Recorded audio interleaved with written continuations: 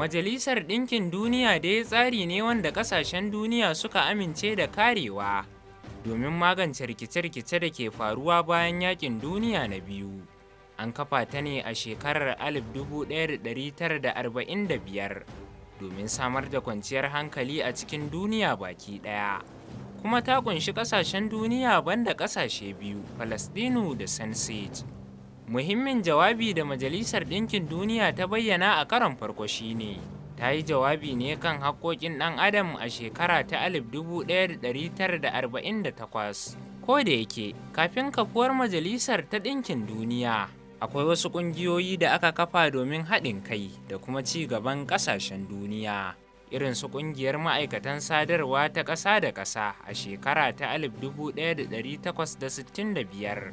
da kuma ƙungiyar ma'aikatan gidajen wasiƙu a shekara ta 1874, waɗanda daga bisani suka rikide zuwa hukumomin Majalisar ta Ɗinkin Duniya bayan da aka kafa ta. Taron farko da aka gudanar a ƙarƙashin lemar Majalisar Ɗinkin Duniya ita ce wanda aka gudanar a birnin Hague. Wannan taro dai shi ne ya kai ga kafa kotun duniya da ke birnin Hague a ƙasar Holland a shekarar 1902. A shekara ta 1945 ne ƙasashen duniya 50 suka gudanar da taro a jihar San Francisco ta Amurka domin ƙaddamar da dokoki ko jadawalin ayyukan Majalisar Ɗinkin Duniya.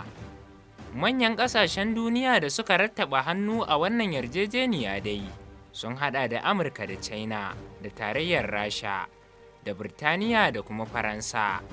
Waɗannan ƙasashe ne kuma daga bisani suka zama wakilai na dindindin masu ƙarfin faɗa a ji. A ranar 24 ga watan Oktoba na shekara ta 1945 ne dai waɗannan ƙasashe suka rattaba hannu a daftarin ƙarshe da ya kafa Majalisar ta Ɗinkin Duniya, abinda ma ya sa a dukkanin ranar 24 ga watan Oktoba Majalisar ke bikin zagayowar ranar kafa ta. Bayan kafuwarta ta yi shugabanni da dama, kamar na baya-bayan nan da suka hada da Bitrus Gali daga ƙasar Masar da kuma Kofi Annan daga Ghana, sai kuma Ben Ki-moon daga ƙasar Koriya ta Kudu, da kuma mai ci a halin yanzu Antonio Guterres.